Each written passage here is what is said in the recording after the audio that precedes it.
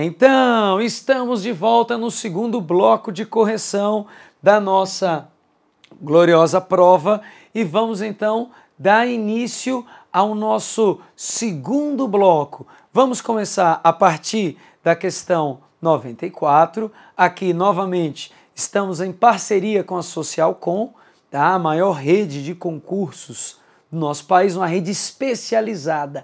Lá você vai encontrar um ambiente perfeito para entrar em contato com as pessoas, para tirar dúvida, ver de repente posição. Estou lá também para te ajudar. O Grupo Impacto em Peso vai estar lá junto com você, beleza? Então, vamos começar, continuando agora o bloco número 2, oferecimento do Grupo impactoweb.com.br. Quer estudar com os melhores? Faça o seu estudo com a melhor equipe de professores aqui de Brasília, tá? Estamos aqui no Grupo Impacto, sempre uma unidade pertinho de você. Olha o merchan, momento merchan. Vamos agora, então, começar o módulo número 2, o bloco 2. Questão 94. Operações de redesconto bancário. Olha lá, ó. Operações de redesconto bancário são operações compromissadas, realizadas entre o Banco Central e as instituições previamente credenciadas. Então, realizadas entre o Banco Central e instituições previamente credenciadas. Beleza, até aí certinho. Denominadas dealers. Denominadas dealers ou líderes com o fim da assistência financeira de liquidez. Vem cá, vamos lembrar uns detalhes aqui. Estão lembrados dos dealers? Não é isso aí, não. Dealer é outra coisa. Dealer são os líderes. São aqueles que vão fazer primeiro, antes de tudo, aquela musiquinha. Dealers. Falei para vocês? Estão lembrados dos dealers? Pois é, eles atuam nas operações de mercado aberto junto ao Banco Central ou no mercado de câmbio. Agora, qualquer instituição que esteja necessitando de recursos, como agora há pouco em uma questão aconteceu, para realizar uma transferência, ele pode se utilizar do redesconto. Então, o redesconto não é só para os dealers, são para todas as instituições que necessitem desse redesconto. Tá ok? Então, essa questão está o quê? Errada por conta dos dealers, né? Então, fazendo uma paródia aqui ao nosso amigo Michael Jackson, que a gente sabe que não morreu, está aí se divertindo junto com Elvis Presley, né? Então, vamos embora para 95, hein? As operações de mercado aberto são transações realizadas diariamente de compra e venda de títulos da dívida pública emitidos pelo Banco Central, com o objetivo de controlar a liquidez do mercado. Gente do céu, Banco Central pode emitir títulos emitidos pelo Banco Central. O que você faz com emitidos aqui? Ó, acaba com ele. O Banco Central não pode emitir títulos desde 2002. Então, ele cobrou, não foi nenhuma nem duas vezes, foi centenas de vezes. Tá com dúvida? Pega o artigo 164 da nossa Carta Magna da Constituição Federal. Lá ele coloca essa proibição expressa. Muito cobrado esse dispositivo e graças a Deus trabalhamos bastante isso em sala de aula. Tá bom? 95 errada. Questão 96, vamos embora. A redução da alíquota de recolhimento compulsório e a compra de títulos em operações de mercado aberto são exemplos da ação da política monetária expansionista, uma vez que ambas elevam a quantidade de moeda em circulação na economia. Vamos pensar aqui comigo, ó. Olha só. Eu tenho aqui o banco. Esse banco, ele tem o dinheiro para emprestar. Tá com 100 mil para emprestar, 100 mil reais. E aí o que acontece? A partir do momento que o Banco Central entra, por exemplo, comprando títulos, o Banco Central vem, ele compra os títulos e entrega dinheiro. Na hora que o Banco Central entrega dinheiro, ele pula de 100 para 130 mil. Na hora que o compulsório, o depósito compulsório, também no Banco Central, ele estava em 55%, cai para 20%, por exemplo, é mais dinheiro, menos dinheiro no Banco Central, mais dinheiro disponível para empréstimo. Se eu tenho mais dinheiro disponível para empréstimo, o que vai acontecer com a taxa de juros?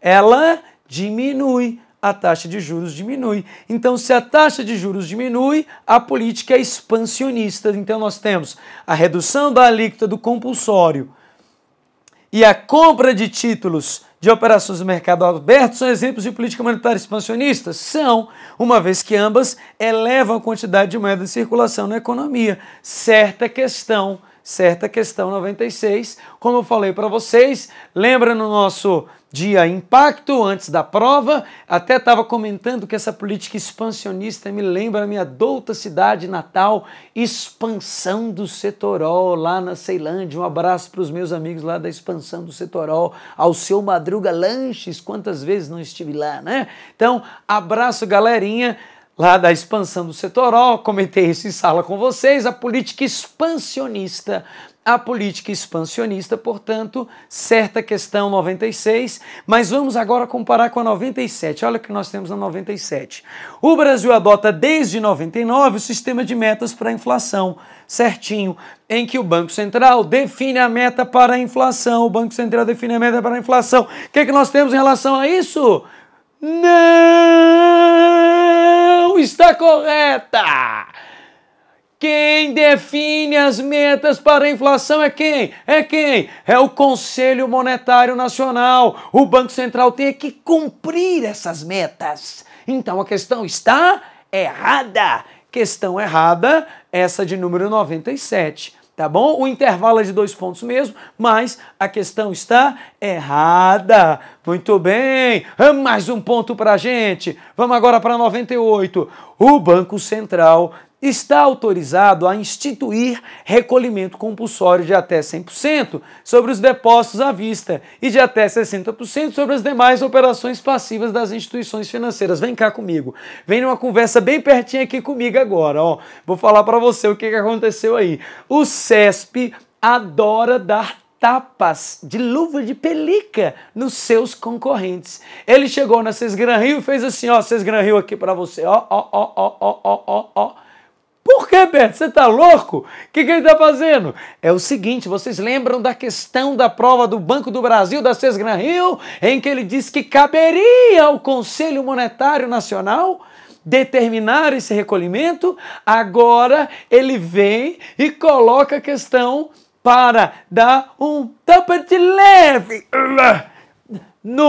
na Sesgran Rio. Um sutil tapinha de leve na Sesgran Rio. Sesgran Rio, ó, aprenda aí, ó. É o Banco Central que determina, não é o Conselho Monetário Nacional. A questão está perfeita. É o artigo 10º da Lei 4595 de 64, como nós falamos insistentemente em sala sobre esse assunto, tá? Então, ó, os limites máximos é de 100% em dinheiro, 60% em outros títulos. Beleza? Certa questão número 98.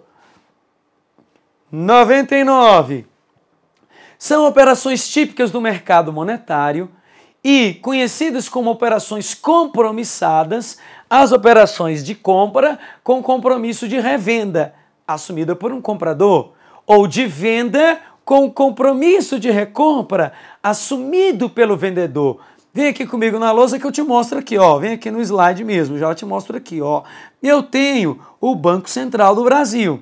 O Banco Central, ele, percebendo que os bancos estão com muito dinheiro para emprestar, ele vai e vende títulos para os bancos. Na hora que ele vende títulos, ele já pode assumir, dependendo da situação, o compromisso de recomprá-los. Ele vende com compromisso de recompra. E ele também pode fazer o contrário, comprar com compromisso de revenda. Ele pode fazer as duas operações, tanto comprar com compromisso de revenda, como vender com compromisso de recompra. É uma operação normal dentro do mercado monetário, é isso mesmo que acontece. A operação que compromissada, como já falamos também em sala. Então, questão 99, ela é certa. Questão 99, certa. Número 100. No mercado monetário, a oferta de moeda é definida pelo Banco Central e atende a seguinte relação. Até aí tudo bem. Quanto maior for a taxa básica de juros da economia, a taxa Selic, maior será a demanda por moeda. Vem aqui comigo pertinho, vem aqui comigo. Quer dizer que quando a taxa de juros está 20% ao mês, tu fica doido para pegar dinheiro emprestado. E quando a taxa está 1% ao ano, tu fala, eu não, dinheiro barato, eu quero é ter prejuízo, eu quero é pagar mais com juros. É assim que você pensa? Com certeza não. Não é assim que você pensa. Por isso, a questão está errada. Quando eleva a taxa de juros, a procura por moeda cai. A procura cai e não aumenta. Então a questão está o quê? Essa questão ela está errada. Beleza? Então, questão número 100 é errada. A questão número 101. Essa questão era uma daquelas para deixar em branco, meninos. Uma questão que provavelmente ninguém tem abordado em sala. Só, como eu passei o número da lei para vocês, aquela pessoa que estivesse ali vasculhando a lei com insônia, fala assim, não consigo dormir. Deixa eu dar uma olhadinha no artigo 254 da lei 6.404, a lei das SAs. Vou lá, não estou fazendo nada mesmo, tem nada para fazer, vou dar uma olhada no artigo. Aí você encontrar esse dispositivo lá. Vem comigo aqui no texto, olha só, vamos lá. Em caso de alienação de controle, alienação é venda, transferência de domínio, controle acionário de uma companhia, o acionista adquirente é obrigado a realizar uma oferta pública de aquisição das demais ações ordinárias e preferenciais não, são apenas as ordinárias, podendo, nesse caso, aplicar um desconto de, no máximo, 10% em relação ao valor pago pelo bloco de controle. Não seria 10%, mas sim o dobro, 20%. Em outras palavras, é o seguinte, imagine que eu tô louco para comprar uma empresa que está no mercado de capitais. Vou comprar a Natura SA. Agora que eu sou pai, tenho a minha linha mamãe bebê, quero fundar a linha papai bebê. E aí, para fundar a minha linha, quero comprar o controle acionário de Natura SA. O que eu faço? Faço o seguinte, Natura, quero pagar R$100 aqui, claro, 100 milhões de reais aqui sobre o bloco de controle das ações ordinárias, ou seja, os acionistas controladores eu vou oferecer um preço X. Só que aí os controladores da Natura conversam entre si e falam, tudo bem, nós vamos aceitar a sua oferta de compra, mas o que você vai poder fazer em relação aos nossos atuais acionistas, os ordinaristas? Eu posso fazer o seguinte, a lei me faculta a comprar as ações deles por até 80% do que eu estou pagando para vocês. Então, eu estou pagando para vocês 100%, então para ele eu posso pagar 80%. Portanto, um desconto de 20%. Mas eu vou fazer outra coisa, vou dar um prêmio acima desse valor, vou comprar pelo mesmo preço que eu tenho grana. Um exemplo hipotético. O mesmo valor que eu paguei para vocês, eu vou pagar para todo mundo que tiver ação ordinária. Beleza? Mas olha só, hein? O que eu estou fazendo aqui é porque eu sou bonzinho, sou um verdadeiro papai. Eu poderia estar dando um desconto de até 20%, porque a lei me faculta. Ao contrário do que uma prova de concurso cobrou alguns dias lá. Isso aqui é uma operação que eu ainda vou fazer semana que vem. Né? Então, quero dizer, portanto, que a questão está errada, porque ele está botando como se o limite máximo fosse 10%. O cara até poderia fazer isso, mas o limite é de 20%. Questão, portanto, 101 errada. 101 errada. Vamos para a questão 102.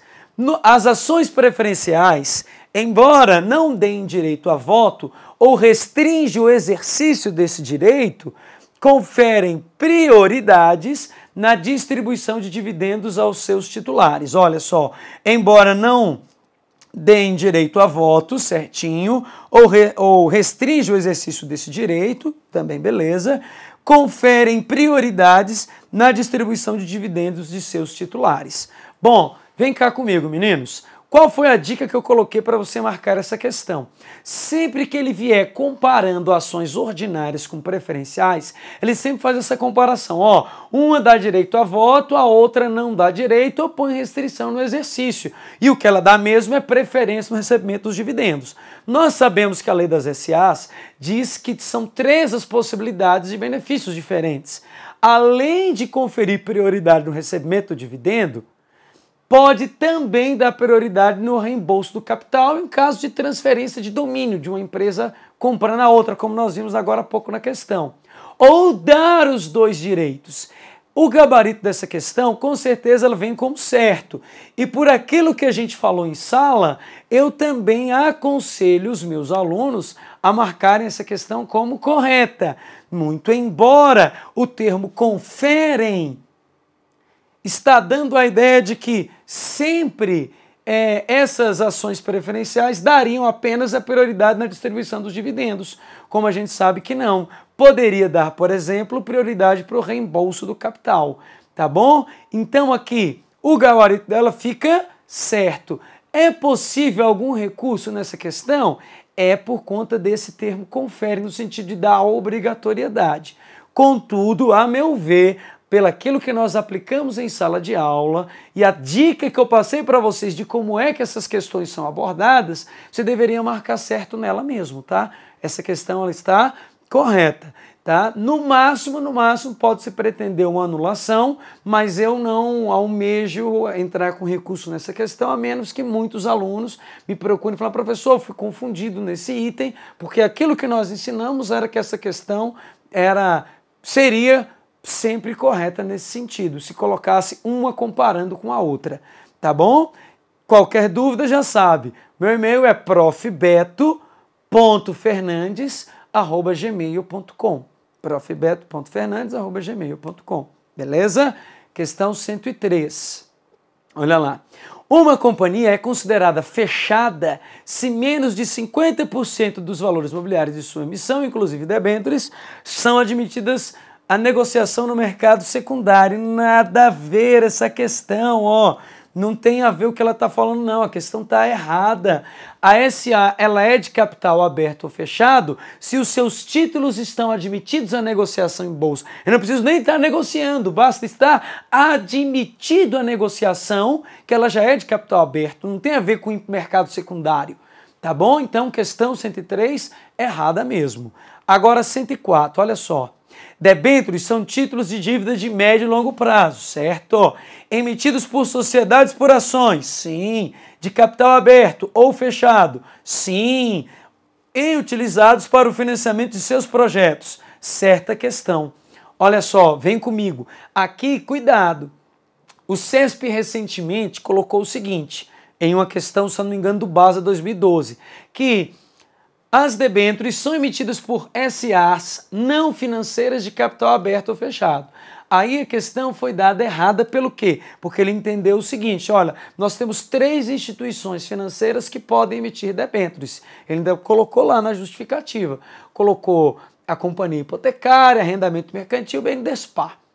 Muito bem. Aqui, o que você poderia pensar? Ah, professor, na hora que ele coloca são títulos emitidos por sociedades por ações, ele está incluindo todas? Não, ele não disse todas. Ele simplesmente disse, é emitido por sociedades por ações. São emitidos? São. Se tivesse, é emitido por todas as sociedades por ações. Errado. Então, a meu ver, essa questão é certa, tá bom? Ela deve vir gabaritada como certa. É assim que a gente pensa, assim que a gente marca. 105 agora, ó.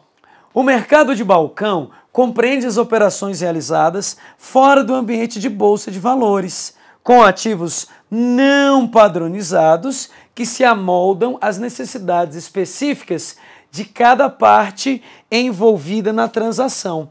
Então, essa questão 105 aqui, temos que ter um cuidado com ela, pelo seguinte, ó. Aqui nós sabemos o seguinte, ó, que essas operações no mercado de balcão, elas acontecem no balcão organizado e não organizado. E aqui eu vou te dizer o problema. Essas questões não são feitas por um mesmo professor, são feitas por uma equipe de professores que a CESP contrata, o CESP contrata, Tá? E aí qual é o problema que isso dá? Um professor já está vindo com raciocínio, o outro professor vem com outro raciocínio. Porque se você pode ter aquele raciocínio seguinte, ó, bolsa de valores e balcão. E quando eu estiver falando nesse balcão, eu estou presumidamente falando no não organizado. Eu posso ter esse pensamento. Quando eu quiser falar do balcão organizado, eu seria expresso. Mas eu tenho aquele professor que coloca assim, bolsa de valores é bolsa, o que não é bolsa é balcão. E se eu falar só balcão, eu estou me referindo ao balcão organizado. E aí, quando ele não fala nada, só balcão, eu entendo que é o balcão organizado ou não organizado? É similar àquela outra questão que nós colocamos aqui, que nós respondemos, que ela abordava a questão dela ser a CVM fiscalizar as operações de bolsa de valores e de balcão. Ali ele entendeu o balcão como sendo o balcão organizado. Aqui ele já coloca o balcão como sendo o balcão não organizado. O pior é que provavelmente esse item venha como certo. Tomara que eu esteja errado. E essa questão ela venha como uma questão errada, porque senão ela tem que ser anulada. A meu ver, certo ou errado, essa questão ela estaria mais para o campo errado e possibilitando a anulação dela. Porque você pode tanto pensar no organizado e não organizado.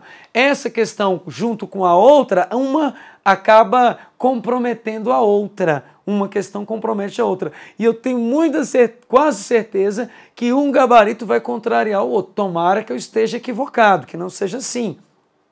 Que ele mantenha pelo menos a mesma linha de raciocínio, tá bom? Mas tudo indica que não. O CESP tem essa dificuldade, as bancas têm, porque não pode ser feito tudo por um único professor, tá bom? Então, essa questão ela fica gabaritada inicialmente como errada, tá bom? Vamos gabaritá-la como errada e provavelmente uma que entraremos com recurso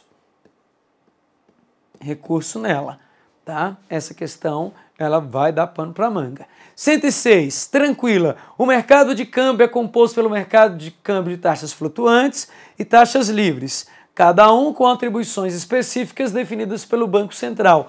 Errado, é um único segmento de câmbio, tá bom? Que é o segmento comercial, divulgado pelo Banco Central na taxa PETAX. Senão você vai falar, uai, cadê o paralelo, que é o ilegal?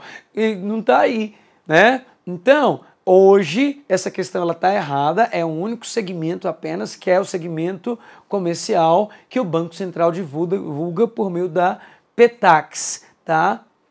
Que é o preço da taxa de câmbio, a média da negociação. Tá bom? Beleza. Agora vamos para 107.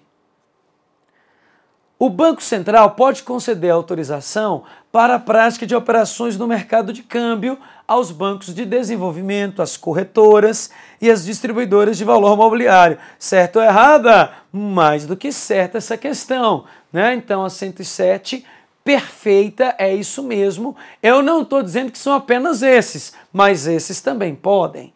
108. As operações de compra e de venda de moeda estrangeira de até $3.000 são dispensadas de formalização de contrato de câmbio, mas devem ser registradas no sistema de câmbio administrado pelo Banco Central.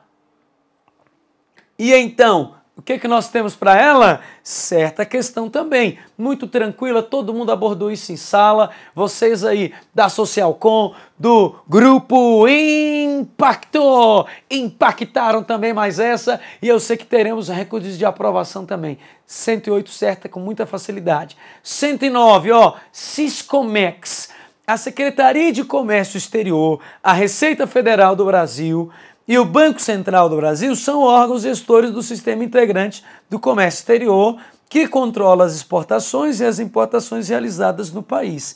Estão lembradas da nossa gloriosa... Vem cá comigo. Estão lembradas dela, da SESEX? Então, Banco Central, Receita Federal e a SESEX. Elas três fazem parte... Opa, não. Aqui, rapaz. A SESEX. Agora sim. Ambos atuam lá controlando as importações e as exportações, fazem parte deles. Tá? Então, falei para vocês, a nossa douta, vem cá comigo, SESEX, elas fazem parte, junto do Banco Central e da Receita Federal, do Siscomex. Beleza? Certinha a questão? Vamos para a próxima questão, então, agora 109. Vamos embora lá, 110, melhor dizendo. O mercado primário é aquele em que os investidores, após adquirirem títulos ou valores mobiliários diretamente do emissor, podem negociar errado após uma OVA. O mercado primário é a primeira negociação. O que ele está falando aí seria o mercado secundário, tá bom? Mercado secundário, 110, portanto, ela está errada. Agora para 111, a emissão de títulos públicos pelo Tesouro Nacional, até que enfim, meu Deus, ele botou uma, que é o Tesouro Nacional que emite, é uma operação de mercado primário, certo? A compra e venda desses títulos pelo Banco Central, com medida de política monetária, é realizada apenas no mercado o quê? Mercado o quê? Mercado secundário. É o mercado secundário onde nós temos aqui, no caso, essas operações. Beleza? Nós falamos isso insistentemente, incansavelmente. Estava eu já tarde da noite no sábado lá no Valparaíso, quando falamos que é mercado secundário, mercado secundário, mercado secundário, mercado secundário, beleza? Olha só, questão 111, então, certa. Agora 112, vamos lá.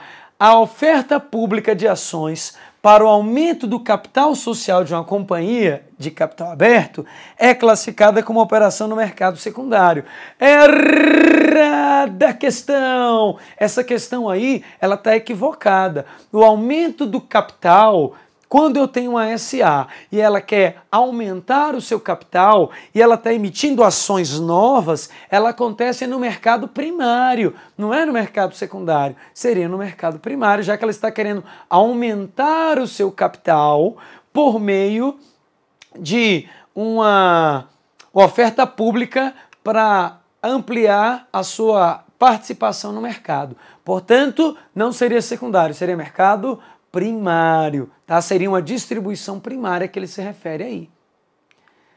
Na 113 agora, ó, produtos da Caixa. Chegamos aqui aos produtos da Caixa e aqui, ainda bem que ele não foi tão a fundo assim nas questões, veio de uma maneira mais superficial. A 113 ficou a única questão assim mais problemática foi essa. Nas cidades com população igual ou superior a 250 mil habitantes, são elegíveis a financiamento imobiliário no âmbito do programa Minha Casa Minha Vida os imóveis com valor de avaliação de até R$175 mil. Meninos, essa questão 113, ela está errada. Não seria 175 mil, seria aqui, ó, 145 mil reais. Tá bom? Então, essa questão, ele não foi tão bacana assim com a gente. Cobrou algo lá dentro da norma, como a gente falou que podia cobrar qualquer coisa, não acreditávamos que cobrasse isto, mas aí no caso, essa questão, ela é errada, tá bom? Não tem como a gente recorrer dela, porque estava no edital, ele poderia cobrar qualquer coisa, mas não se assuste, eu tenho certeza que essa questão aqui é uma questão que ou a pessoa deixou em branco, ou se marcou, provavelmente deve ter errado, achando que a questão era certa. Então, se você foi prudente, deixou ela em branco, bacana. Se acertou, meus parabéns. Deve ter sido um dos poucos a acertar esse item, tá bom? 114. Outro problema na 114, meninos. Aqui, eu tinha comentado que não tinha dado muitos problemas nessa questão. Ele poderia até ter dado mais problemas. Eu achei que deu quantidade de problemas razoável pelo seguinte, ó, o edital ele não colocava que seriam os produtos da Caixa, ele simplesmente pediu microcrédito produtivo orientado. Então, o microcrédito Crescer Caixa é de 300 a 15 mil reais, com prazo de pagamento de até 12 meses para o empreendedor pessoa física que deseja investir na compra de equipamentos ou material de construção para aprimorar o seu negócio. olha só, aqui no caso, ele coloca para empreendedor pessoa física, mas só que a gente sabe que ele pode ser empreendedor pessoa física ou jurídica.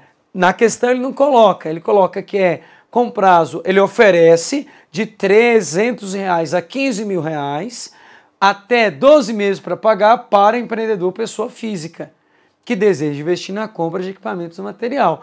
Errado poderia ser também empreendedor pessoa jurídica. Outra, o produto, ele tem um prazo de até 24 meses para você pagar. O da Caixa, de fato, é só 12 meses, mas não estava no edital. E aí ele ainda coloca apenas empreendedor pessoa física, teria que ser também pessoa jurídica. Essa questão deveria ser gabaritada como errada, mas provavelmente ela deve vir como certo, mas no meu ponto de vista, ela não tem que ser convertida para errada, ela precisa ser aqui, anulada, é o que ela precisa ser anulada. Por quê? Porque ele foi além do que estava previsto no edital. Difícil você ter uma prova sem problemas, tá? E aí, nesse caso, nós tivemos aqui um probleminha nessa questão, porque ele veio cobrando o produto da Caixa. A meu ver, ainda assim está equivocado, porque pessoa jurídica também pode. E ele só restringiu para as pessoas físicas, tá bom? Então, vamos aguardar o gabarito do SES para a gente ver esses possíveis recursos. Vamos embora então para a próxima questão aqui, 115, falando sobre o penhor. Olha lá. O penhor Caixa é uma linha de crédito não renovável, no valor de até 130% do valor do bem oferecido em garantia, cujo pagamento pode ser parcelado pelo prazo de até 180 dias. 2 erros, 180 dias é o prazo mínimo. E esse não renovável também está equivocado. Como nós sabemos, o penhor ele pode sim ser renovado. E na hora que ele coloca não renovável, a questão está errada. Muito bem, então 115 gabaritaremos como errada. Vamos lá para a próxima, 116. As casas lotéricas podem atuar como correspondentes bancários de outras instituições financeiras no país. Não, claro que não! A Caixa Econômica Federal, junto com a lotérica é escolhida por licitação e ela é um agente bancário, um correspondente bancário exclusivo da Caixa. Então, questão 116 também está errada. 116, errada. Agora na 117, o programa Minha Casa Minha Vida oferece financiamentos imobiliários para famílias com renda mensal de até R$5.000. Sim ou não, sim ou não? Sim, essa estava no nosso Dia Impacto, hein? Quem fez o nosso Dia Impacto no sábado teve essa questão resolvida com a gente. Eu disse que era uma questão superficial, mas que provavelmente poderia cair em prova e estava lá. Não é verdade? Então, 117, ponto pra gente. Ahá! Uma vez pra gente, sempre pra gente. Cespão, você vai se dar mal. Nossos alunos todos lá no dia da posse. 118 agora, hein? Vamos embora para 118. Cartão de crédito. O valor mínimo da fatura de um cartão de crédito emitida por uma instituição financeira a ser paga mensalmente não pode ser inferior a 20% do saldo da fatura. E aí, o que é que nós temos? 20 ou 15? 20 ou 15? Estão lembrados que falamos sobre isso? 15% é o limite mínimo. Na verdade, mínimo não, né? É o limite mínimo da fatura, mas é o máximo que eu posso colocar como limite mínimo. Não é 20%, e sim 15%. Não poderá ser inferior a 15%. Aí, no caso, ficou estabelecido. A resolução do Conselho Monetário Nacional acerca disso dizia 20% inicialmente, depois voltou atrás, ficou nos 15%.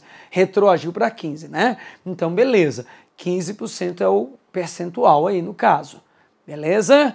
119, penúltima questão. A cobrança do uso de cartão de crédito emitido por instituição financeira está limitado a 3 tarifas específicas: anuidade, segunda via de cartão magnético e uso da função saque.